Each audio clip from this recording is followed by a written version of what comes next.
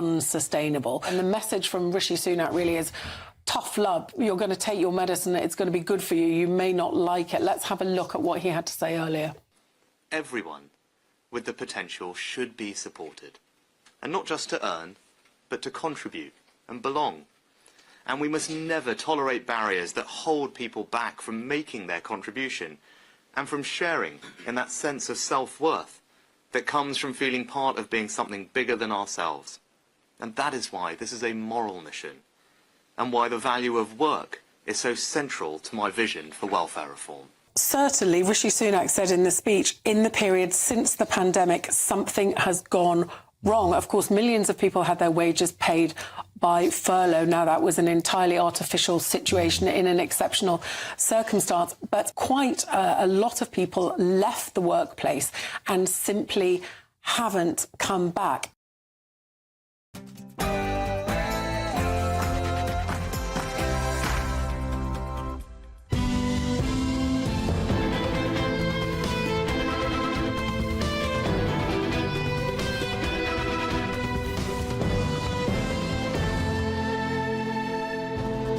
Good evening, fellow travellers, and welcome to the Neil Oliver Show on GB News TV, online and on the radio. This week, I will be talking to Nick Hudson, chairman of Panda, a group set up in April 2020 to look at the global reaction to COVID. I'll be asking him whether there actually was a pandemic at all. Joining us in this debate will be Scottish author and speaker Dr. Malcolm Kendrick, who says the pandemic was real and the necessary precautions were taken to prevent wide-ranging spread of disease. And finally, we'll be delving back into a conversation started last week about Bitcoin, wondering if it's the future or not. All of that, plus plenty of discussion with my panellist, writer, commentator and chum, Tom Buick. But first, an update on the latest news headlines.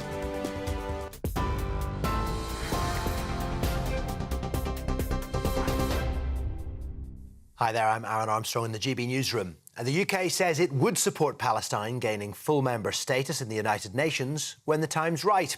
The comments by the Deputy Foreign Secretary come as Israel launched fresh attacks on northern Gaza in an effort to prevent Hamas from regrouping, 3 months after claiming it had taken control of the area. Meanwhile, thousands more Palestinians have been fleeing Rafah in the south as Israel prepares to launch a major offensive. Earlier, Hamas posted a video claiming a British-Israeli hostage, Nadav Popplewell, has died after being injured in an airstrike last month. The government says it's urgently seeking more information. Andrew Mitchell has told GB News it's not unfeasible to suggest a Palestinian vote in the UN could happen before the current conflict is resolved. It is right to recognise Palestine as a state at the United Nations at the right time. And that doesn't have to be at the end of the process for peace. It could be as part of those negotiations. And Britain will support Palestine becoming a state at the UN when we feel the time is right. That isn't now, but it may, as I say, be before the end of the peace process. The third man's been arrested on suspicion of murder following a house fire in Wolverhampton. Emergency services were called to a property in the Dunstall Hill area at 2 a.m. yesterday, where 2 women in their 20s were pronounced dead at the scene. 4 people were also injured. Police have been granted extra time to question 2 men arrested yesterday, aged 19 and 22. It's thought they were known to the women. At least 7 people have been killed and 17 injured, including 2 children, after an apartment block collapsed in Russia. State media says fragments of a Ukrainian missile, which was shot down by Russia's air defence systems, landed on the building in the city of Belgorod. Now, Ukraine has regularly targeted that region, which is 20 miles from the border between the countries. Rescue efforts were hampered when the roof also collapsed, with rubble covering emergency crews. Tory defector Natalie Elphicke denies she lobbied the Justice Secretary over her then-husband's sex offences trial. Sir Robert Buckland claims the MP who crossed the floor to Labour requested the case be moved to a lower-profile court. Speaking to the Sunday Times, he says she was told the request was completely inappropriate. Her spokesperson has refuted the accusation, describing it as nonsense. Ms Elphicke ended the marriage when her husband was convicted of sexually assaulting 2 women and jailed for 2 years. And two skydivers have become the first to navigate their way through Tower Bridge wearing wingsuits.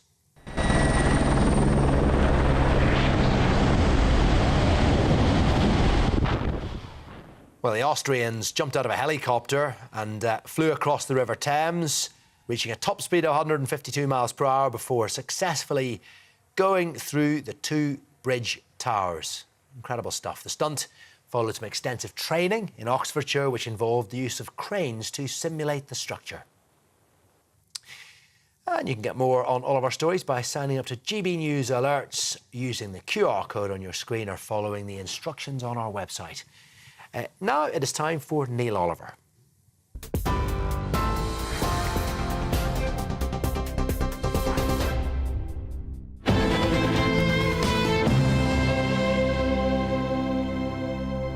Do you know what the worldwide withdrawal of the AstraZeneca so-called vaccine means? I'll tell you what I think it means. It means that those who locked us down, destroying lives, who pushed jabs as far as they could, all of it under false pretences, are getting away with it. For those finding cause to celebrate the withdrawal of one product, I say there's no victory because there are no admissions of wrongdoing, no consequences. If we don't face up to that reality, then we will compound our losses by tacitly making plain we accept what happened, and furthermore, that we accept it will all happen again, and likely right soon. The jabbed, dead and injured are still dead and injured. Those damaged or destroyed by lockdown still carry the wounds. Those whose reputations were wrecked for speaking out against state policies are still outcast. The businesses that closed are still gone. The piles of profit from the so-called vaccines and from the lousy PPE, mountains of which, useless and never used, are being incinerated. All that money's probably still being counted. The generation of children damaged by lockdown remains damaged. The greatest transfer of wealth in history happened. Job done. The billions that took the jabs remain jabbed forevermore. Those that questioned all along, those that were derided as anti-vaxxers, derided as cranks and kooks, none of their abusers will ever have to say they might have got it wrong. Not one word. The many that pushed the official narrative, the pundits that led the ridiculing and destruction, every last one of them remains standing, reputations and earning potential untouched, already rewriting history to disguise their betrayal of fellow human beings, and available to do all the same again in furtherance of the next abuse of humanity.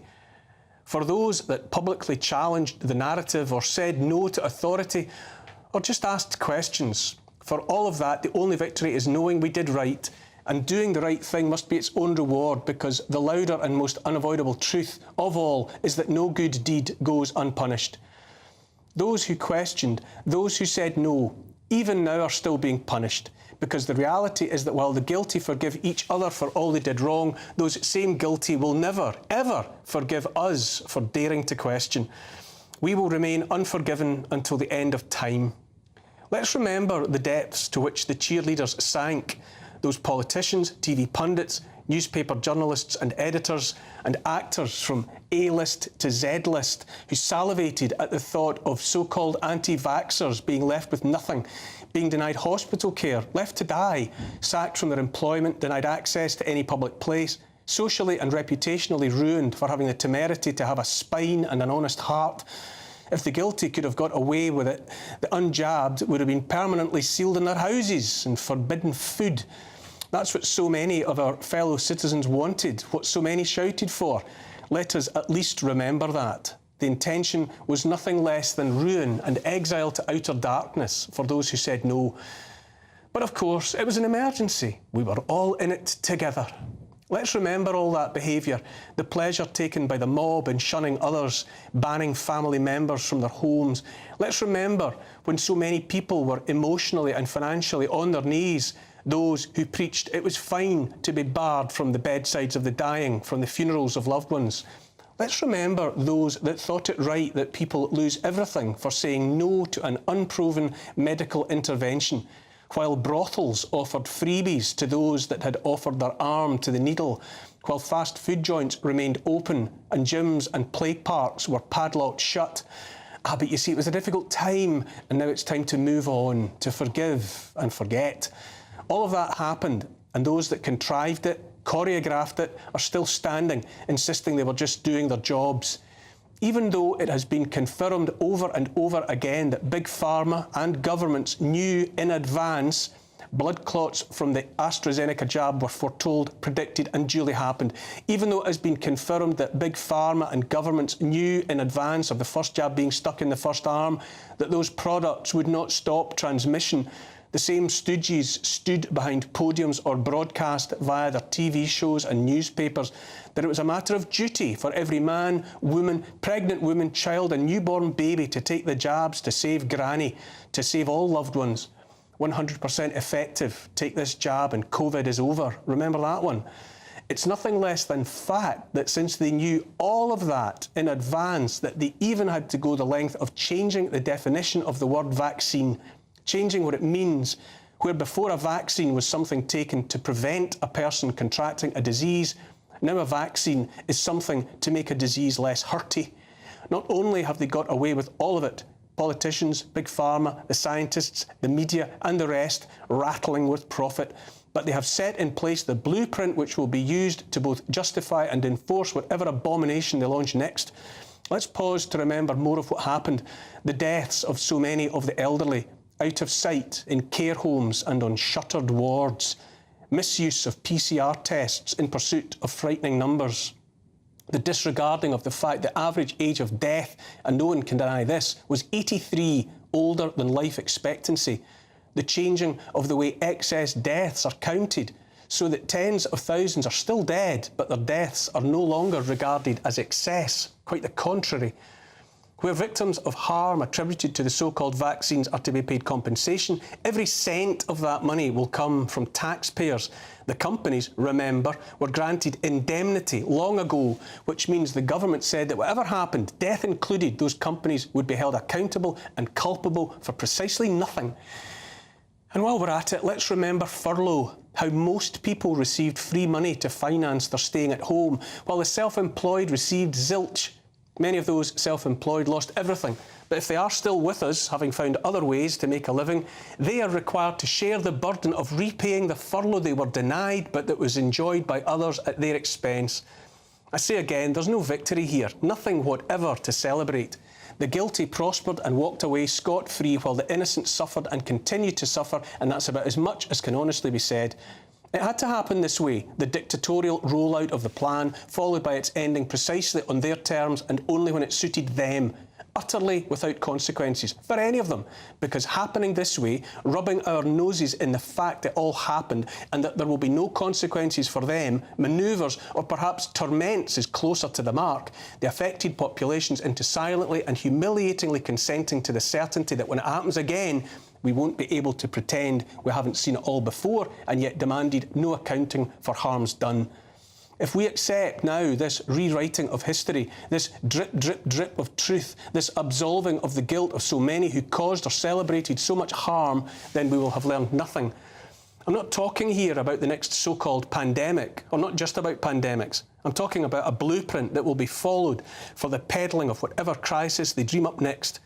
The existential threats remain, bigger than ever. We're still looking down the barrel of digital IDs, of central bank digital currencies, of 15-minute ghettos, of the end of meat on our plates, the end of private ownership of cars, and God knows what else, the end of freedom of speech, in fact, the end of freedom full stop. Ask yourself why governments across the West, around the world, are in overdrive in their efforts to seize control of the internet, to make it a crime to challenge authority, a crime to think, far less to speak freely. Another part of the blueprint is making it illegal to disagree with whatever the powerful say is so. We're still in the shadow of Chinese-style social credit systems, except a version offering more complete control to our captors than anything even the Chinese Communist Party has yet pulled off. Governments hollowed out and powerless, made meaningless, nation-state governments enthralled to the one and only one world government. Those puppets did as they were told and so used the COVID debacle, the so-called scamdemic, to lay the foundations of the digital gulag archipelago that is the real objective. No election anywhere is going to make a shred of difference when every parliament is the nesting ground and breeding ground of the uni party, while everyone was distracted by what I call a scamdemic. I say a pandemic of nothing more than farcical testing, a pandemic of jabs. While everyone was distracted, the World Health Organization rewrote its paperwork to outrank nation states. Have you paid attention to that one yet?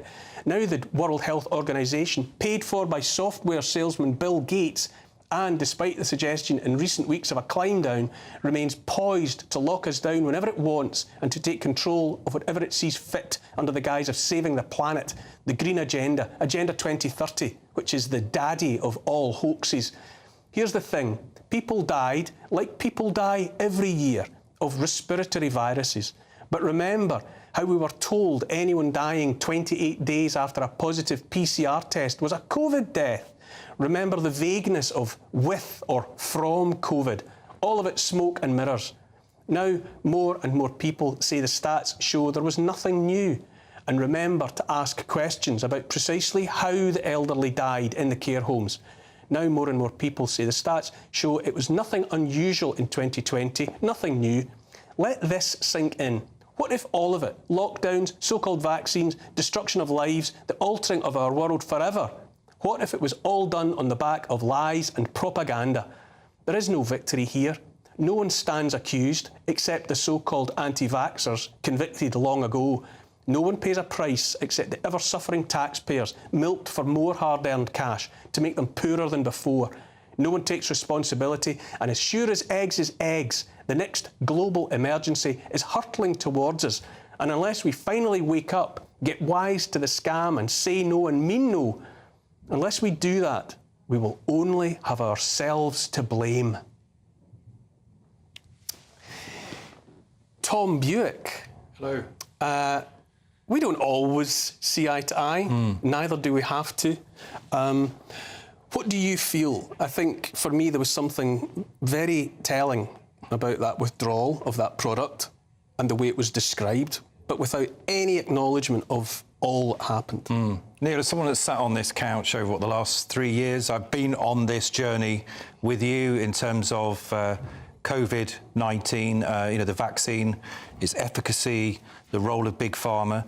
To be honest, there are times when you have been the equivalent of a sort of vaccine COVID heretic, and actually you've been proven to be right on many, many issues, particularly the issue of the response to the pandemic and the way in which our government followed China with this very authoritarian lockdowns. I was up for the first lockdown because I didn't know what was going on, but the subsequent lockdowns and the damage to our economy, the damage to our kids and their education, I think that's all now to see.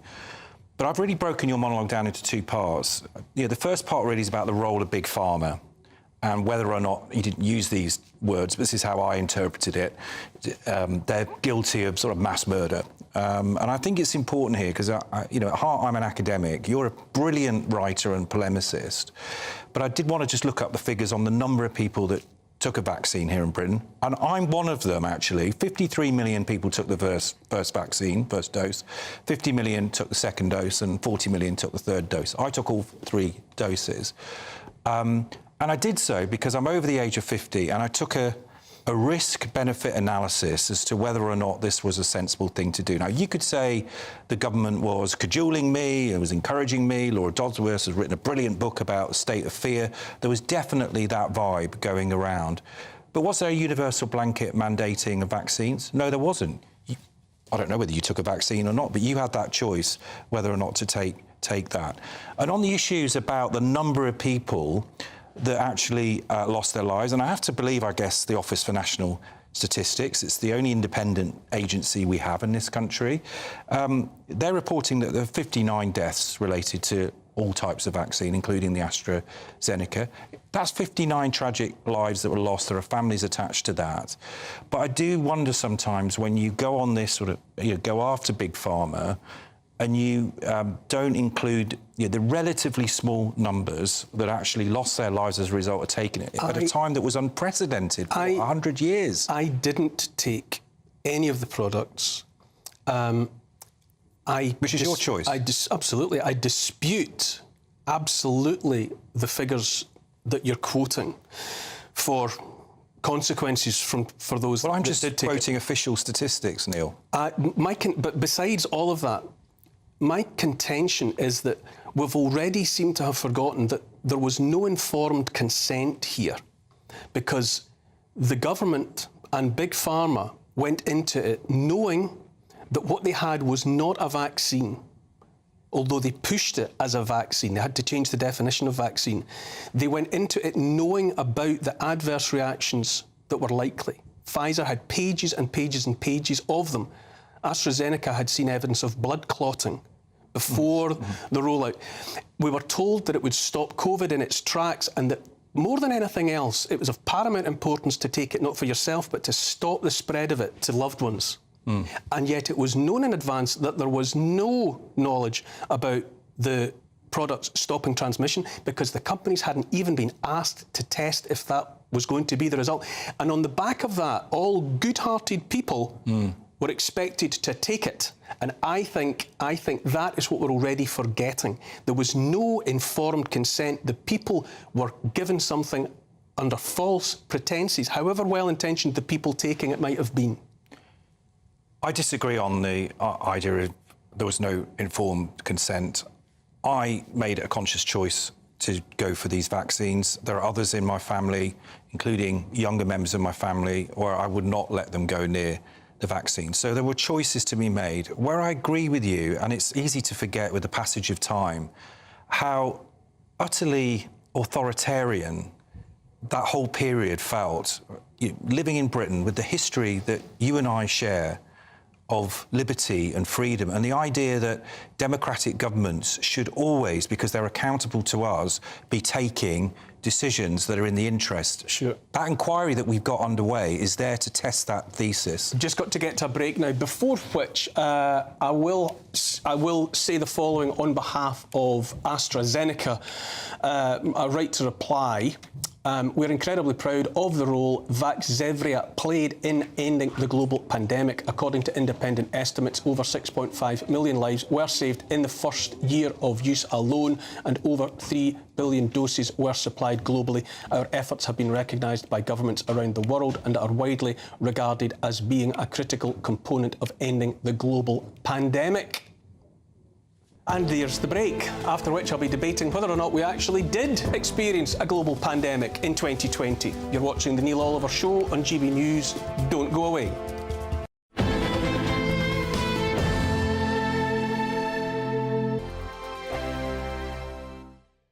Patrick Christie's Tonight, weekdays from 9 p.m. Today is a good day for the King, a good day for Britain. I'm sure you'll be hoping that those Not My King morons decide to give it a rest for a little while, because he is still dealing with an illness, isn't he? He's still dealing with an illness, and he appears to be dealing extremely well. I think he comes from the fact that he's extremely strong and fit. I think I understand that will help his treatment enormously.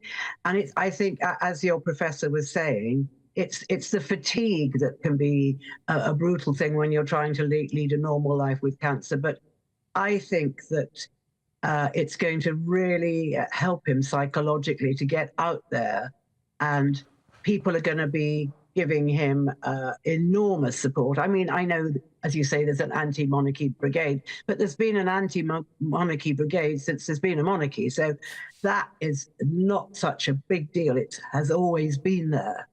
I feel that Charles is going to get a lot of support from the sort of joyousness of people seeing him and, you know, wishing him well. And I think that that's going to be immensely important to him. It's a very busy time, but I think a boost for William and Kate. William's out and about. We don't know about Kate, but I feel that the King will definitely. It's a very busy time coming up with the anniversary of D-Day in Normandy, which I know he will be desperate to be a part of. Then there's the big royal season, the Trooping the Colour, the Garter ceremony, Royal Ascot, and then he is hosting the Emperor and Empress of Japan at the end of June. So it's a absolutely packed month for someone that is presumably going to get very tired. Yes, indeed. I mean, if he gets through all of that, I think that will be absolutely massive, won't it? If you want your news to be straight talking... This is a nightmare for the Conservatives again. Down to earth. It's not just Nottingham where this is happening, is it? And most importantly, honest. Hard-working, middle-class taxpayers, they'll get the book thrown at them. Then catch me, Martin Daubney, Monday to Friday, 3 till 6 p.m. on GB News, Britain's news channel. In the GB newsroom, we bring you the news as it happens. With our team of dedicated journalists across the UK, GB News brings you accurate reporting of the day's topical agenda. When the news breaks, wherever and whenever it's happening, we'll be there. This is GB News, the People's Channel, Britain's news channel.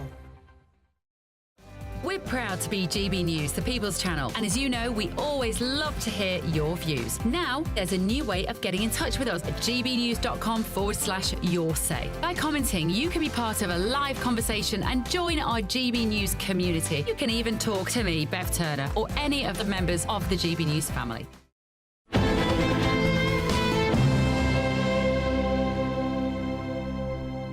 Welcome back to the Neil Oliver Show. Who can forget the events of 2020 when people were ordered to wear face masks and to stay indoors for fear of catching COVID? With vaccine safety now in question, some are asking if we really experienced a pandemic at all. Firstly, take a look at this clip of German professor Stefan Homburg using official German data to outline what happened in his country in 2020. For those who are listening to this on radio rather than watching, I will read out the English subtitles. Erstens sank die Klinikbelegung in Deutschland with the most important bundesweit im Jahre things in 5 key points. auf ein Firstly, historisches hospital occupancy in Germany fell to an all-time low in 2020, says the German Federal Ministry of Health. Secondly, there were no more severe respiratory illnesses than usual in 2020 and 2021. Corona came, influenza disappeared, says the Robert Koch Institute. Thirdly, age-standardised mortality was not higher in 2020 than usual. Mortality has only increased since 2021, says the Federal Statistical Office. Fourthly, people who died with or from coronavirus were, on average, 83 years old.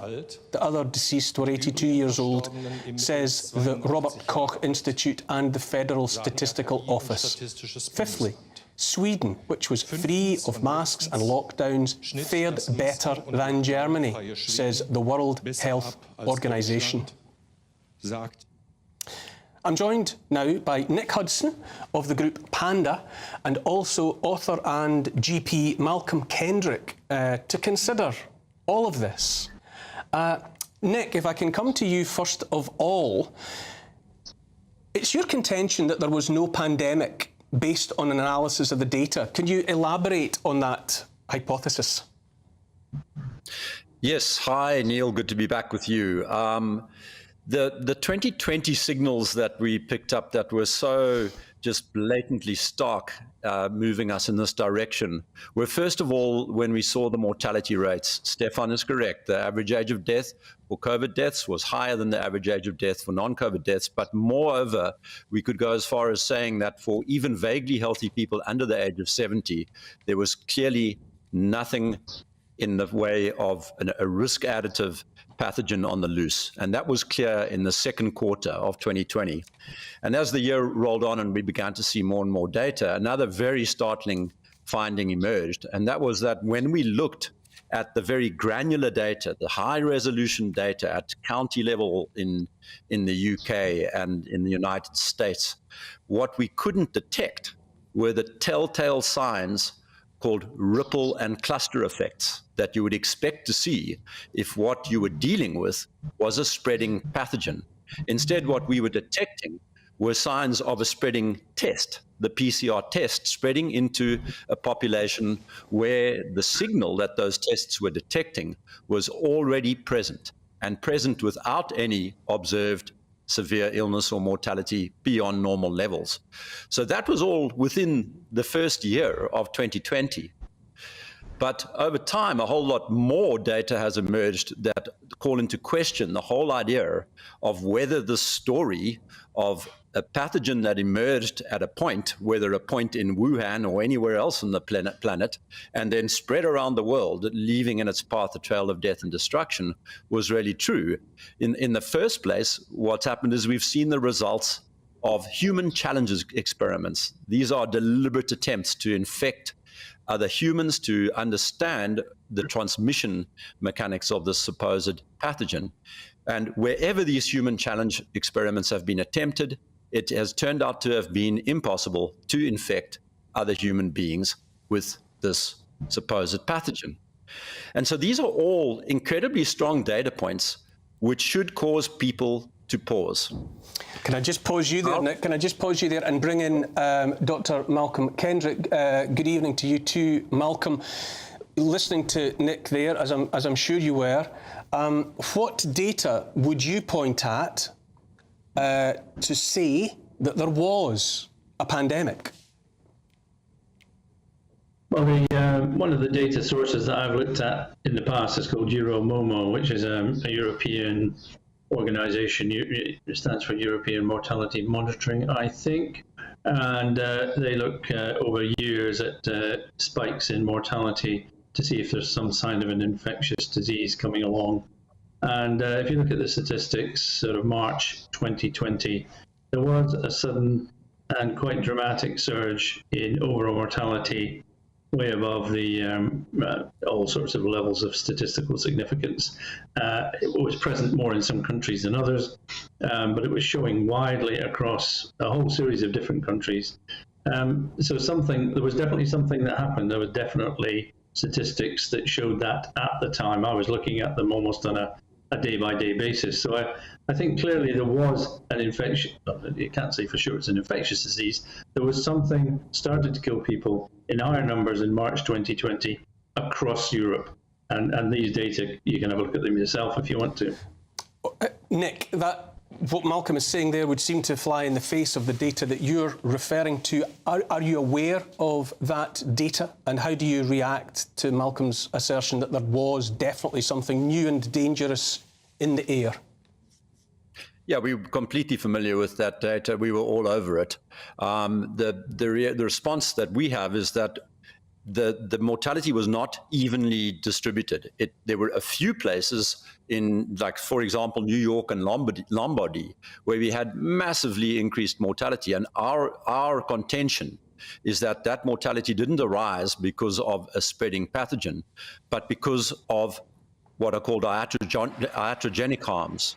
And for the main part, really deterioration in standards of care that were crucial in driving this excess mortality. Malcolm, what about that assertion that it was the locking down, the cutting away of people's access to proper care, iatrogenic consequences as Nick's describing, and in any event, what about the fact that no one disputes that every life is sacred, and people dying at that time were on average 83 years old, which is a year older than average life expectancy.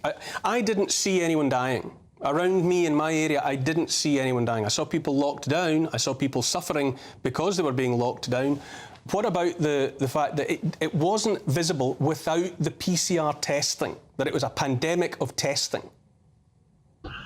Well, I disagree with that for two reasons. One is I was working with the elderly population, and I saw a lot of people die. I calculated at one point 48 was the number of elderly people who I saw dying of what sounded and looked suspiciously like, well, it was a new way of dying. I have to say, I'm fairly long in the tooth. I've watched a lot of people die. I've been with them when they're dying. I've never seen a situation where somebody could be talking to you quite lucidly, and then half an hour later they were just stone dead. The other thing that I noted was my daughter's actually a junior doctor. She went to work in Bangor, and she had to leave her medical sort of fifth year of studies early to work as a junior doctor. She came back to the house. She lost her sense of smell completely, and was quite unwell. Our next door neighbours, 3 of their lads completely lost their sense of smell. I've never seen this before, ever, in my career, and it became almost pathognomonic to me that there was something here that was different I'd never seen before. Now, I don't disagree that putting people on ventilators in places like New York, I'm sure that did increase mortality rates, specifically in some areas. But to me, I cannot sit here and say there was not a pathogen kicking around that we've never seen before. Hold that thought. I've never seen it before. Hold that thought, Dr. Malcolm Kendrick. Have to go to a break, but after the break we'll be continuing this debate. You're watching the Neil Oliver Show on GB News. Don't go anywhere.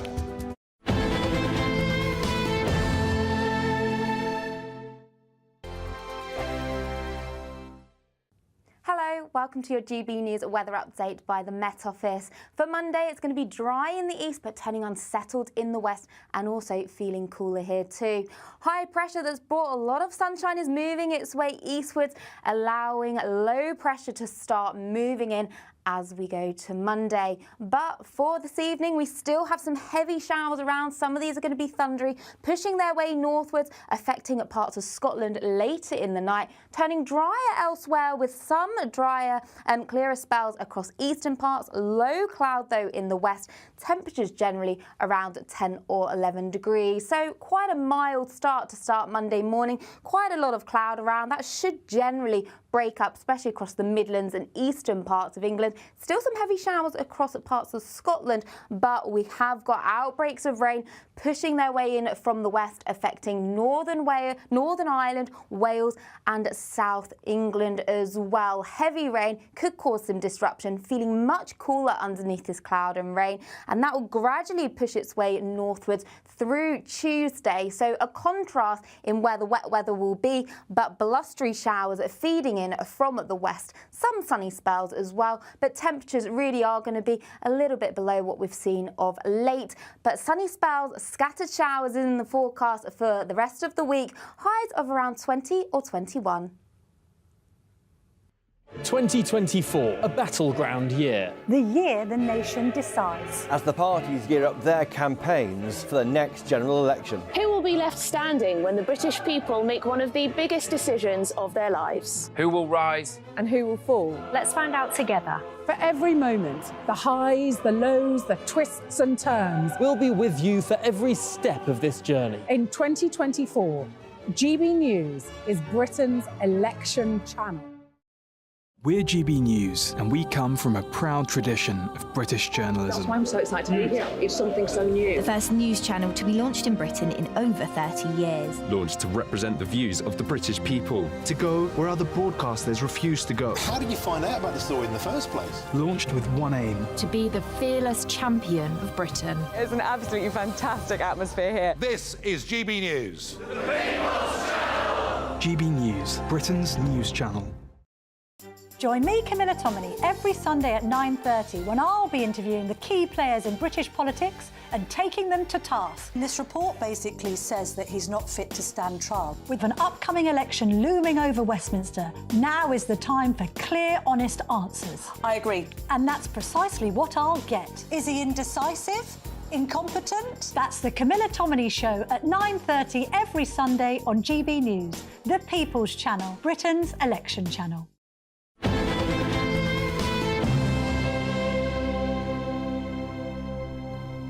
Welcome back to the Neil Oliver Show. I'm now continuing my debate about whether or not we had a global pandemic of something called COVID. Both Nick Hudson and Dr. Malcolm Kendrick are joining me, staying with me. If I can stay with you, Dr. Kendrick, why wasn't it visible without the testing? You're in a frontline carer.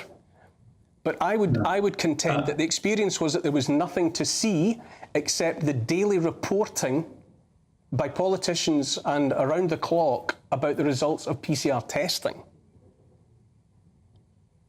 Well, I think that clearly it's very difficult to diagnose a disease if you don't have a specific test for it. And once a specific test comes along, these arguments are I would agree with a number of them, but I would say, I was on the ground. I was actually going into nursing homes daily and dealing with elderly people in intermediate care daily.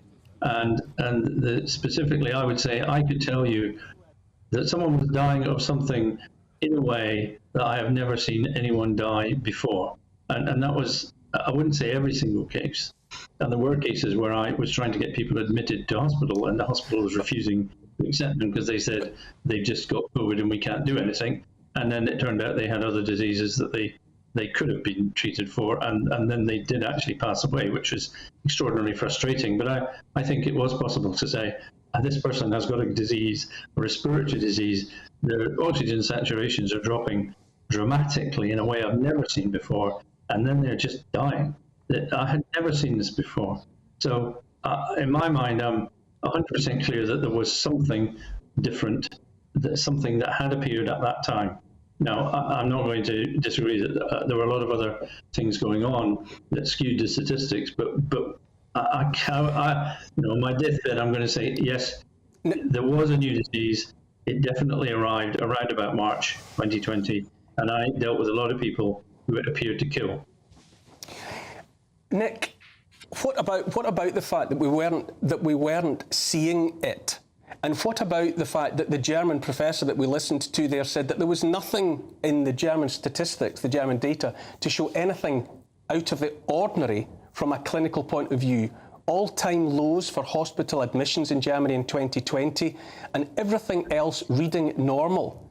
How do we find ourselves in this disconnect with what he was reporting and the notion that people were dropping like flies that Dr. Kendrick is reporting? Yeah, I mean, it's quite simple. When you change standards of care, and it's not just a matter of putting people on ventilators, the deployment of high-flow oxygen was a problem.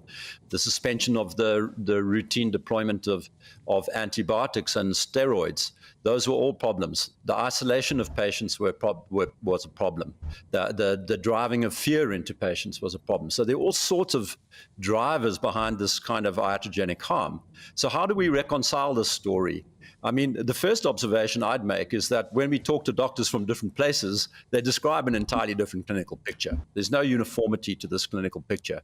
We get one radiologist telling us that there was no difference in the chest scans between the supposed COVID patients and routine influenza-like illness patients, and so on. So we get all sorts of contradictions. And really what we're talking about here is this very clear and crisp data-driven analysis of Dr. Homburg flies completely in the face of individual clinicians' testimonies. Tom, you like me, we're interested observers, to put it mildly. Yeah. What do you make of this debate and the statistical, the apparent suggestion of the statistics that there was nothing unusual in Germany, let's say, to take an example, and yet still the politicians there decided to shut down their world?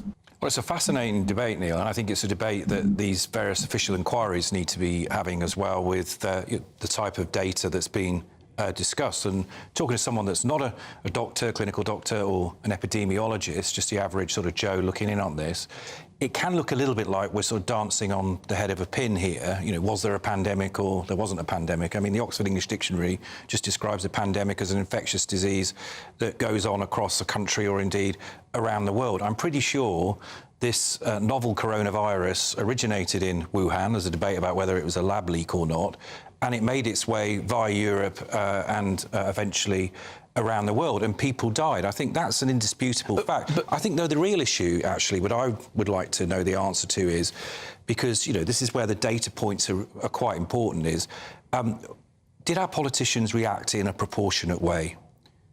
This started in authoritarian China. We saw those terrible scenes, by the way, in northern Italy, of people gasping for breath and health services being overloaded. Did our politicians make the right call? Nick, if I can come back to you, I feel the need to make something clear, which I think is important. Is the German professor saying that really irrespective of whether there was something new or not, whether it was deliberately concocted in a lab or not, whether it was released deliberately or accidentally, or whether there was nothing new at all, none of that changes the fact that from a clinical point of view, based on analysis of data, everything was clinically normal in terms of people getting sick and dying. Is that not the case? That's the case. There was no unusual risk additive pathogen. And under those conditions, all these other questions become irrelevant. The origin of the so-called pathogen becomes irrelevant. I mean, I completely contest the idea that something emerged in Wuhan and spread around the world. There is no evidence outside of newspaper headlines for that contention. Nick, I'm going to have to leave it there. Dr. Malcolm Kendrick, going to have to leave it there. Thank you to Tom for correctly assessing that as a fascinating debate, I think, on behalf of those two gents there. We're into another break, sadly. I'll be joined afterwards by Robert Breedlove, who is a philosopher and a podcaster inhabiting the Bitcoin space. You're watching The Neil Oliver Show on GB News. Don't go away.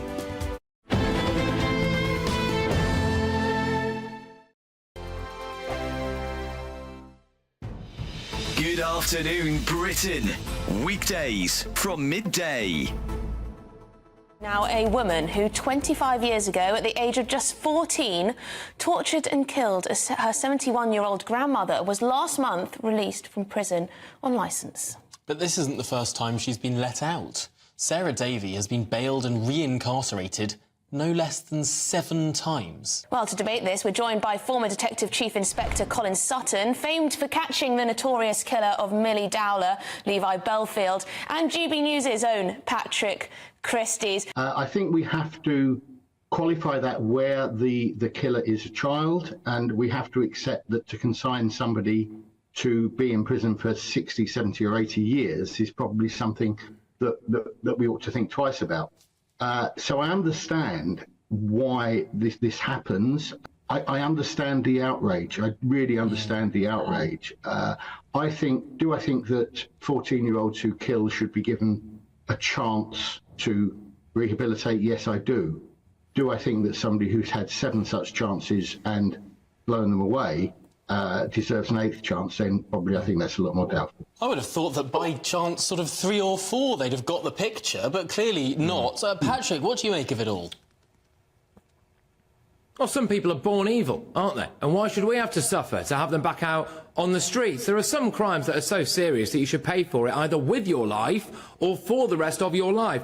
This was a sadistic murder, the details of which absolutely cannot be read out on air at this particular time of day. There are 3 issues here. Is this justice for the families of victims? I just think a release like this is a slap in the face, really, to us all. It's another example of soft justice. And just because she's a child, well, she was old enough to commit the heinous crime she committed. GB News is the home of free speech. We were created to champion it, and we deliver it day in, day out. Free speech allows us all to explore and debate openly the issues most important to us, our families, and of course, the British people. Having challenging conversations to enlighten each other. Which is why we hear all sides of the argument. We are the People's Channel. We will always stand by the freedom to express yourself. On TV, radio and online. This is GB News, Britain's news channel. I'm Christopher Hope. And I'm Gloria Di Piero, bringing you PMQ's live here on GB News. Whenever Parliament is in session on a Wednesday at midday, we'll bring you live coverage of Prime Minister's questions. We'll be asking our viewers and listeners to submit the questions that they would like to put to the Prime Minister, and we'll put that to our panel of top politicians in our Westminster studio. That's PMQ's live here on GB News, Britain's election channel.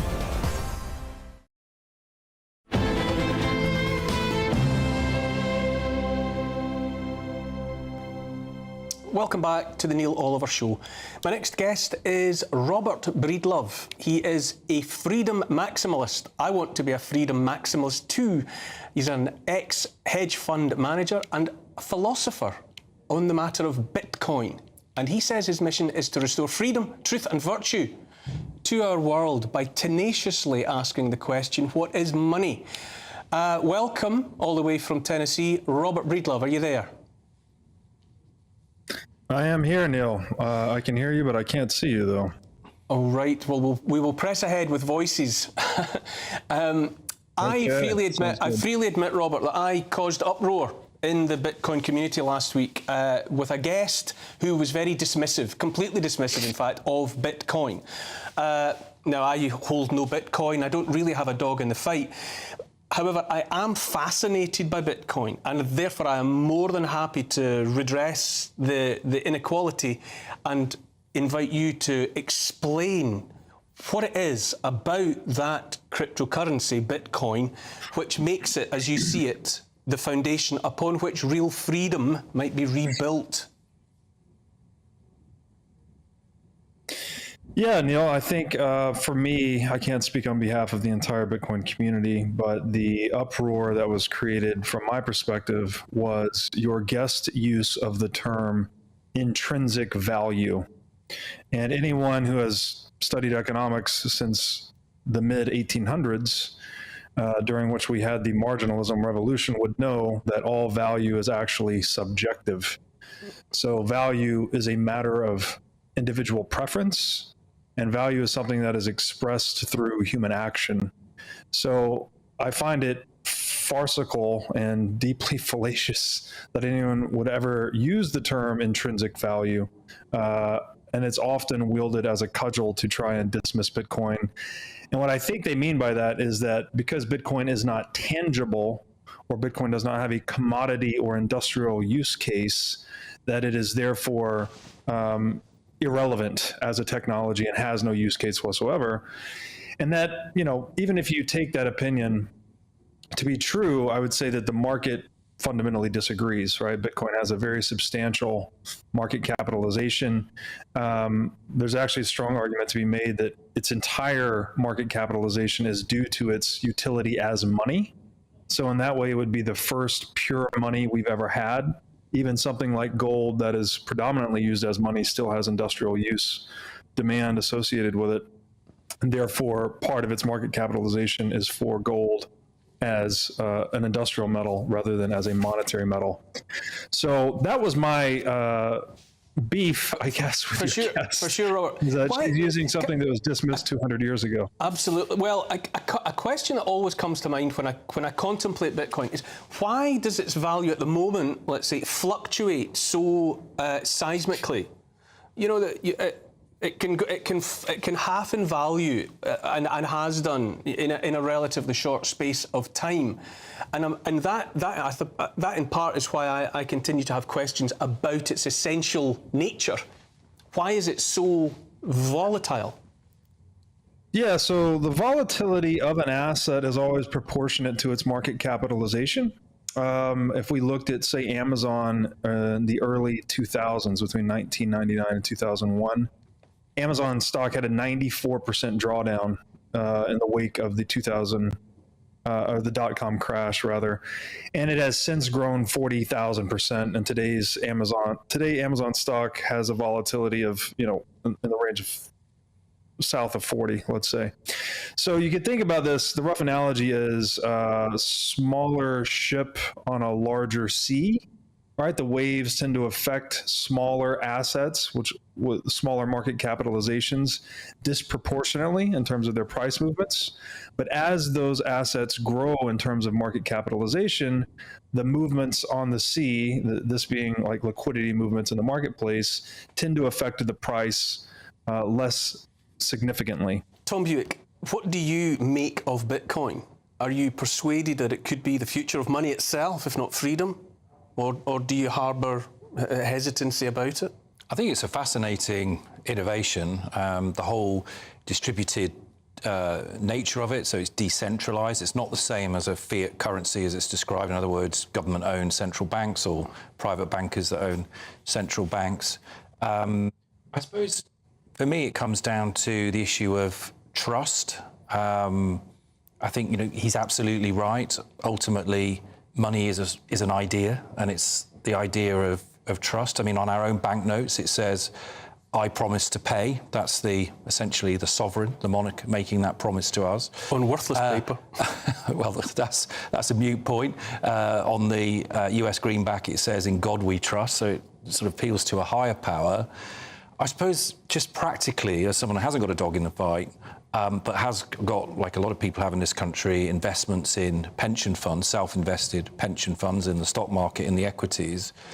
Yes, I have to ride the wave of the ups and downs in the stock market. But just looking at the figures for Bitcoin in 2021, when it lost 45% of its value, I mean, I think there are people watching this who have got investments, a nest egg, they're saving for a rainy day for their retirement. They would just say, that's not a roller coaster I'm prepared to get on.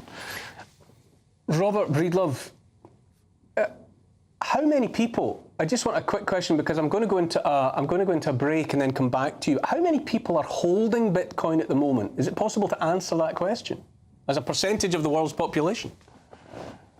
Yeah, there's estimates that it's roughly 100 million people worldwide, but that data is hard to pin down. I do want to respond to the critique on Bitcoin's volatility once more. You know, any professional investor, anyone that's ever managed money for a living, knows full well to call an asset too volatile is nonsense, because if it's too volatile, then you're over allocated. It's just a matter of position sizing in your portfolio. So if Bitcoin at a, call it a 100 vol asset today, if you're not willing to ride that roller coaster, if it's creating too much volatility in your portfolio, then it's just a matter of reducing your position size. Maybe that position size is 0% for some people. I'm not here to prescribe. Everyone has to assess for themselves. But to say that an asset is too volatile and then say that it should not be, there should be no allocation whatsoever, I think that is a black or white statement about an assessment that is meant to be done over a gradient, right? The more volatile the asset, and the more conservative you are, the smaller allocation you would want, and vice versa. Absolutely understand that fortune favours the brave, Robert, without a shadow of a doubt. If you're not prepared to ride the waves, don't go out on the ocean. That's absolutely the case. I have to say that at the moment, this is all from me on TV. But to continue with this chat, to hear more from Robert Breedlove, please do go online to the Neil Oliver Show on gbnews.com. A brighter outlook with Box Solar, sponsors of weather on GB News.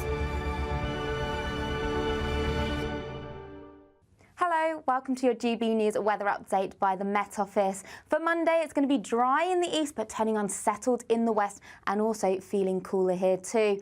High pressure that's brought a lot of sunshine is moving its way eastwards, allowing low pressure to start moving in as we go to Monday. But for this evening, we still have some heavy showers around. Some of these are going to be thundery, pushing their way northwards, affecting parts of Scotland later in the night, turning drier elsewhere with some drier and clearer spells across eastern parts. Low cloud, though, in the west. Temperatures generally around 10 or 11 degrees. So quite a mild start to start Monday morning. Quite a lot of cloud around. That should generally break up, especially across the Midlands and eastern parts of England. Still some heavy showers across parts of Scotland, but we have got outbreaks of rain pushing their way in from the west, affecting Northern Ireland, Wales and South England as well. Heavy rain could cause some disruption, feeling much cooler underneath this cloud and rain, and that will gradually push its way northwards through Tuesday. So a contrast in where the wet weather will be,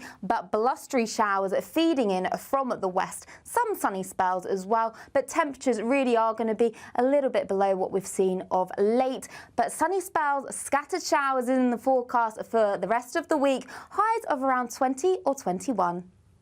Don't miss your chance to win our biggest cash prize so far. A totally terrific £20,000 in tax-free cash to make your summer spectacular.